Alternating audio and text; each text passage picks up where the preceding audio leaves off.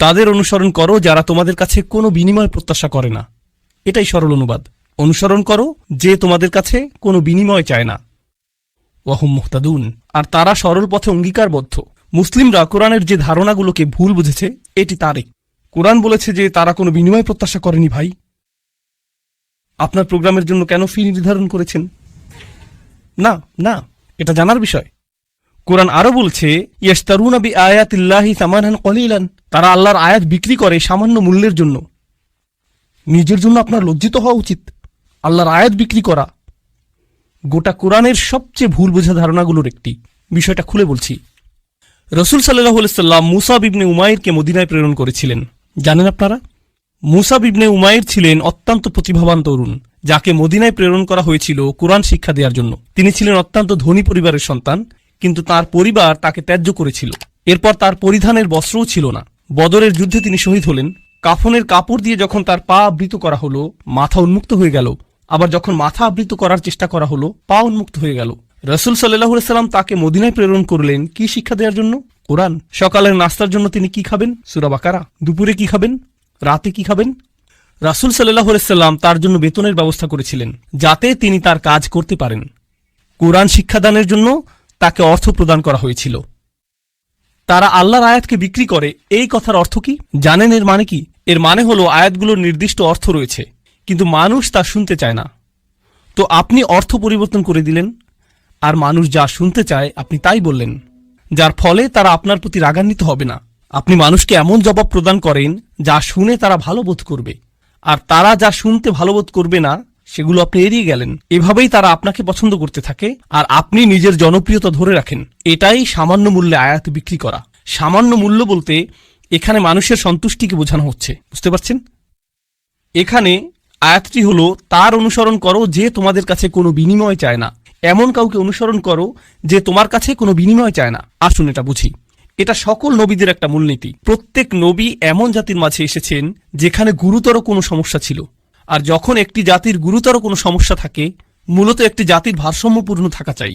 কিন্তু যখন তারা কোনো অপরাধ সংঘটিত করে, তখন তারা ভারসাম্য হারাতে থাকে, আর ভারসাম্যহীনতা খারাপ হতেই থাকে, হতেই থাকে, হতেই থাকে। এটা এমন অবস্থায় পৌঁছে যখন গোটা জাতিটা ভেঙে ছিন্ন ভিন্ন হওয়ার উপক্রম হয়। আর রাসূলের কাজ হলো তাদেরকে সেই ভারসাম্যহীনতা থেকে টেনে তোলা এবং আবারও সঠিক অবস্থানে নিয়ে আসা। বুঝতে পারছেন? কিন্তু যখন একটি ভারসাম্যহীনতা জনপ্রিয় হয়ে যায়, সকলে এটা করতে থাকে, সকলেই এতে অভ্যস্ত হয়ে যায়, আর এটা উদযাপনের বিষয়ে পরিণত হয়, এটাই ফ্যাশনে পরিণত হয়, তখন এটার বিরুদ্ধে বলা কি সহজ?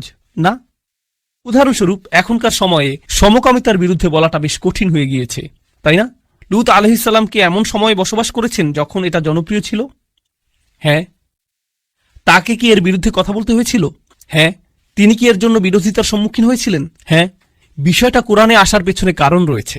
আপনি যদি এর বিরুদ্ধে বলেন, মানুষ আপনার দিকে তেড়ে আসবে। লূত আলাইহিস সালামের কথা কোরআনে এজন্যই এসেছে। যখন আপনি এমন বিষয় নিয়ে কথা বলেন যাতে গোটা সমাজ আচ্ছন্ন থাকে, তারা এই বিষয়টির প্রশংসা করে, আর আপনি এর বিরুদ্ধে কথা বলেন, তখন তারা আপনার দিকে তেড়ে আসবে। এখন যদি আপনি অর্থ উপার্জন অব্যাহত রাখতে চান, অথবা যদি আপনি সেই সমাজে বসবাস অব্যাহত রাখতে চান, আপনি যদি নিরাপদ অবস্থানে থাকতে চান, তখন আপনি কোন বিষয়গুলো এড়িয়ে যাবেন? সেই বিষয়গুলো যা নিয়ে তারা আচ্ছন্ন। আপনি অন্য কোনো বিষয় নিয়ে কথা বলবেন। লূত আলাইহিস সালাম শুধু পিতামাতার প্রতি সৎ ব্যবহার নিয়ে কথা বলতে পারতেন। তিনি শুধু কথা বলতে পারতেন প্রতিবেশীর সাথে উত্তম আচরণ নিয়ে। তিনি শুধু নামাজ নিয়ে কথা বলতে পারতেন। যৌন পাপের বিষয়গুলো তিনি এড়িয়ে যেতে পারতেন, কারণ এগুলো ছিল অতি বিতর্কিত, তাই না? তিনি যদি এটা করতেন, তাহলে কি তিনি ঝামেলায় পড়তেন? না, কোনো ঝামেলা হতো না। আর প্রসঙ্গক্রমে তিনি কিন্তু এখনো ভালো কাজ নিয়েই কথা বলছেন। পিতামাতার প্রতি সদাচরণ একটি ভালো কাজ, নামাজ পড়া একটি ভালো কাজ, দানশীলতা একটি ভালো কাজ। তো কেন তাকে এমন বিষয়বস্তু বেছে নিতে হলো যা তাকে ঝামেলায় ফেলবে? আসলে এটাই একজন রাসূলের কাজ। তারা এসেছেন এই বিষয়গুলো নিয়ে কথা বলার জন্য, যা নিয়ে অন্য কেউ বলার সাহস করবে না। আর আল্লাহর পক্ষ থেকে তারা রায় দিবেন। ওয়াল কুরআনিল হাকিম। তারা আল্লাহর পক্ষ থেকে রায় দিবেন, আর এটা বারবার বারবার বারবার বারবার দিবেন। সেই সমাজের মূল্যবোধকে আক্রমণ করবেন, আর বারবার বারবার আক্রমণ করবেন। কিন্তু এক্ষেত্রে তারা পরোয়া করেননি, কারণ এই পাপ কাজগুলোর বিরুদ্ধে কথা বলতেই হবে। আর নিশ্চিতভাবেই যখন কেউ এটা করেন, কোনো বিনিময়েই তারা আগ্রহী থাকেন না, কারণ বিনিময় থেকে বঞ্চিত হওয়ার জন্য এই কাজগুলোই যথেষ্ট। মাল্লা ইয়াসআলুকুম আজরান। তাদেরকে অনুসরণ করো যাদের কোনো স্বার্থ নেই, কারণ এটা জনপ্রিয় হওয়ার পথ না। এটা ধ্বংসপ্রাপ্ত হওয়ার পথ। ওয়াহুম মুহতাদুন, তারা তাদের ব্যক্তিগত জীবনে সুপথ প্রাপ্ত, সৎ পথের প্রতি অঙ্গীকারবদ্ধ। এখন বিষয়টি বুঝুন, সৎ পথের প্রতি অঙ্গীকারবদ্ধ। রাসূলগণ ছিলেন বক্তা, কিন্তু বক্তা আর কারা আছেন? আপনারা কি সমাজের অন্য বক্তাদের কথা বলতে পারেন? স্কলাররা? ইসলামী পরিবেশের বাইরের কথা বলছি। রাজনীতিবিদরা হলেন বক্তা, তাই না? ঠিক আছে, তো রাসূলগণ আপনাকে রীতিনীতি নিয়ে বলেন, সমাজ পরিবর্তন নিয়ে বলেন, তাই না? রাজনীতিবিদরাও কি কখনো কখনো সমাজ পরিবর্তন নিয়ে কথা বলেন? অবশ্যই। কিন্তু যখন রাজনীতিবিদরা সমাজ পরিবর্তনের কথা বলে, আমরা দেশের উন্নতি করতে চাই, আমরা জাতির উন্নতি করতে চাই, আমরা এটাকে শক্তিশালী করতে চাই, ইত্যাদি ইত্যাদি ইত্যাদি, তারপর আপনি যখন তাদের ব্যক্তিগত জীবন পর্যবেক্ষণ করেন, আপনি কি পান? আপনি পান দুর্নীতি। তো তাদের কথাগুলো অনেক উঁচু মানের, কিন্তু তাদের চরিত্র অনেক নিচু।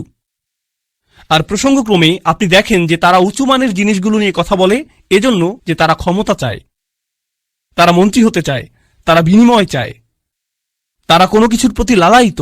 যখন নবীরা কথা বলেন, তারা কি চান?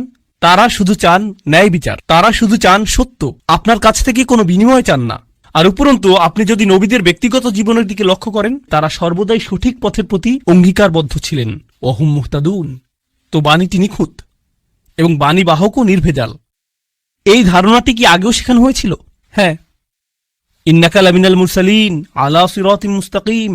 আরেকবার পুনরালোচনা, কোরআন এরকমটাই করে, আয়াতগুলো পরস্পর সম্পর্কযুক্ত। এখন পরের আয়াতে অমালি, অর্থাৎ আমার কি সমস্যা হয়েছে, সেই মানুষটি এখনো কথা বলছেন, সেই রজুল, সেই আদর্শ ব্যক্তি, আল্লাহর ইচ্ছায় যার নাম আমরা কোনো একদিন জান্নাতে জানতে পারব। তিনি বলেছেন, আমার কি সমস্যা হয়েছে? লা আবুদুল্লাযী ফাতারানি, আমি কি সেই সত্তার উপাসনা করব না যিনি অস্তিত্বহীন অবস্থা থেকে আমাকে গড়েছেন? ওয়া ইলাইহি তুরজাউন, আর তোমাদের সকলকে তারই কাছে ফিরিয়ে নেওয়া হবে। এখন মালি, In Arabic we say وما لي لا أفعل التي شأنها أن يوردها المتكلم في رد على من أنكر عليه فعلا. ইবনে আশুর এটা উল্লেখ করেছেন যে যখন কেউ বলে আমার কি সমস্যা হয়েছে যে আমি এটা অথবা সেটা অথবা অন্য কিছু করব, এর অর্থ হলো কেউ তাকে বলেছে যে এই তোমার কি সমস্যা হয়েছে, তুমি কেন ধর্ম ত্যাগ করেছো, আর সে তার দিকে ফিরে এর জবাব দিচ্ছে। তো প্রকৃতপক্ষে উক্তিটি যদিও লিপিবদ্ধ হয়নি, কিন্তু তার বক্তব্যের ধরন দেখে আমরা বুঝতে পারছি, এই তোমার কি সমস্যা হয়েছে, কেন তুমি এই মিথ্যা ধর্মের পক্ষে কথা বলছো? আর তিনি তার দিকে ফিরে বলছেন, আমার এমন কি হয়েছে যে আমি তার উপাসনা করব না যিনি আমাকে সৃষ্টি করেছেন, আর তোমাদের সকলকেও তার কাছে ফিরিয়ে নেওয়া হবে।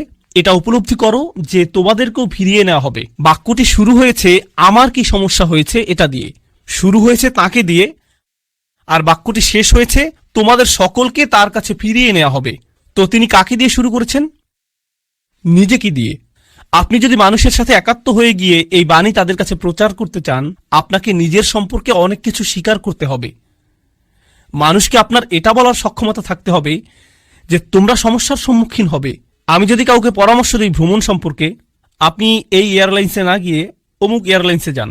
আমি যদি এমনটা বলে শুরু করি যে ভাই আমি এই এয়ারলাইন্সে গিয়েছিলাম, তারা এত বেশি দেরি করেছিল, তারা আমার লাগেজ হারিয়ে ফেলেছিল, অমুক এয়ারলাইন্সে যান, এটা কি পরামর্শটিকে বেশি আবেদনময় করে তুলছে? কারণ আপনি নিজের কথা প্রথমে বলেছেন, আর যেহেতু আপনি কোনো একটি অভিজ্ঞতার শিকার হয়েছেন, এখন আপনি ঐকান্তিকভাবে তার কল্যাণের জন্য তার কাছে আসছেন। কিন্তু যদি আপনি তার কাছে গিয়ে বলেন হে তুমি এই এয়ারলাইন্সে যাচ্ছ, তুমি একটা স্টুপিড, এটা কি এমন ব্যবহার যার ফলে মানুষ রাজি হবে? না, বরং এটা অপমানজনক। তিনি নিজের সম্পর্কে বলছেন, কারণ তিনি চান না যে তারা তাকে ঘৃণা করুক। তিনি ঘৃণার উদ্রেককারী কোনো কথা বলতে চান না, তিনি একপাশে কোনো কথা বলতে চান না, তিনি শুধু তার নিজের সম্পর্কে কথা বলতে চান। দেখো আমার দিক থেকে এটা হবে বড় ধরনের অপরাধ, দেখো আমার দিক থেকে এটা হবে বড় ধরনের অপরাধ যদি আমি তাকে উপেক্ষা করি যিনি আমাকে সৃষ্টি করেছেন। তোমরা সকলেও তার কাছে ফিরে যাচ্ছ। এটা কথা বলার খুবই ভালোবাসাপূর্ণ উপায়, যেটা তিনি ইতিমধ্যে শুরু করেছেন ইয়া কওমি বলার মাধ্যমে। এজন্যই তিনি তার জাতির প্রতি ভালোবাসার টানে ছুটে এসেছিলেন। তো তিনি বললেন ওমা লিয়া লা আবুদুল্লাযী ফাতারানি ওয়া ইলাইহি তুরজাউন, আত্তাখিযু মিন দুনিহি আলিহা, আমার কি তাকে ছাড়া অন্য কাউকে উপাস্য মানা উচিত? ইউরিদনির রহমানু বিদুররিন, যদি আর রহমান বা অবিশ্বাস্য রকম দয়ালু সত্তা সিদ্ধান্ত নেন যে কোনো ক্ষতি নেমে আসবে, লা তুগনি আন্নি শাফাআতুহুম শাইআ, অন্য সকল মিথ্যা উপাস্য মিলে আমাকে মুক্ত করতে সক্ষম হবে না। তাদের সকলের মিনতি, তাদের সকলের মধ্যস্থতা, তাদের এই অনুরোধ যে হে আল্লাহ তাকে ছেড়ে দিন, সে আমার উপাসনা করত, এগুলোর কোনোটাই কাজে আসবে না। লা ইউনকিযুন, তারা আমাকে রক্ষা করতে পারবে না। যদি আল্লাহ আমার প্রতি অসন্তুষ্ট হন, এই সব প্রতিমা আমাকে পরিত্রাণ দিতে পারবে না, এই সব পৌরাণিক উপাস্যগুলো আমাকে রক্ষা করতে পারবে না, কেন আমি অন্য কারো কাছে যাব? জানেন তিনি এখানে কি করছেন? তিনি তাদের ধর্মের সমালোচনা করেছেন, তাই না? কারণ তারা অন্য উপাস্যে বিশ্বাস করে। কিন্তু এভাবে না বলে যে তোমাদের কি সমস্যা, কেন তোমরা এই সকল উপাস্যে বিশ্বাস করছো, তারা তোমাদের রক্ষা করতে পারবে না, এর পরিবর্তে তিনি বললেন, কিভাবে আমি এই সকল উপাস্যে বিশ্বাস করতে পারি?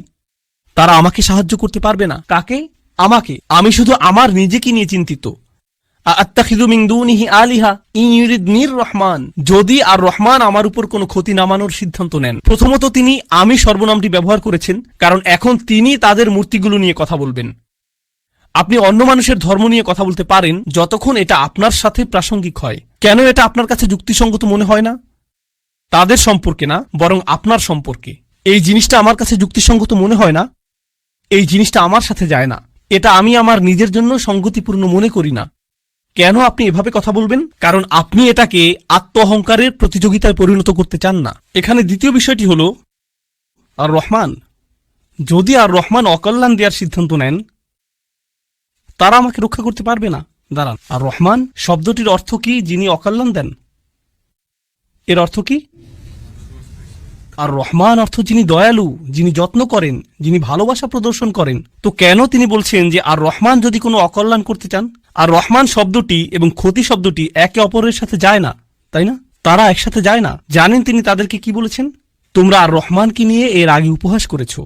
তোমরা বলেছ মা আনজালার রহমান মিন শাই, আর রহমান কোনো কিছু প্রেরণ করেননি। তারা ইতিমধ্যেই এই নামটি ব্যবহার করেছে। তার নাম অবিশ্বাস্য রকম ক্ষমাশীল এবং অত্যাধিক ক্ষমাশীল, কিন্তু এর অর্থ এই নয় যে তার অকল্যাণ সাধন করার ক্ষমতা নেই। আপনি তার নাম থেকে সুযোগ নিতে পারবেন না, আর ভাবতে পারবেন না যে কোনো কিছুই হবে না। আরে ভাই, আল্লাহ মহান, কোনো সমস্যা হবে না। কিছু মানুষ আল্লাহর সাথে আপোষ মীমাংসা করতে চায়। আমি আল্লাহর জন্য এত কিছু করি, আমি যদি সামান্য কয়েকটি বিষয় কখনোই না করি, এতে কোনোই সমস্যা নেই। আল্লাহর এটা বোঝা উচিত। আসলেই তার বোঝা উচিত। এমনভাবে কথা বলছেন যে তিনি এটা বুঝেন না।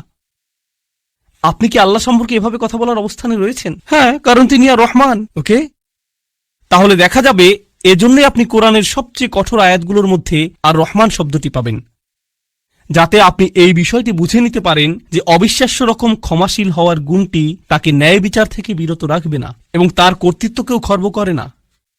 আর প্রসঙ্গক্রমে এই আয়াতে তিনি আসলেই আর রহমান। কেন জানেন? কারণ আল্লাহর একজন বান্দা, প্রত্যেক মানুষই আল্লাহর বান্দা, সে স্বীকার করুক আর নাই করুক। যখন আল্লাহর একজন বান্দা পাপের উৎসে পরিণত হয়, তখন সে হয় এই পৃথিবীতে ক্যান্সারের মতো, যে পাপ কাজ ছড়াতে থাকে। আর তখন আল্লাহ অন্য সকল সৃষ্টির প্রতি রহমা প্রদর্শন করেন তাকে সরিয়ে ফেলার মাধ্যমে।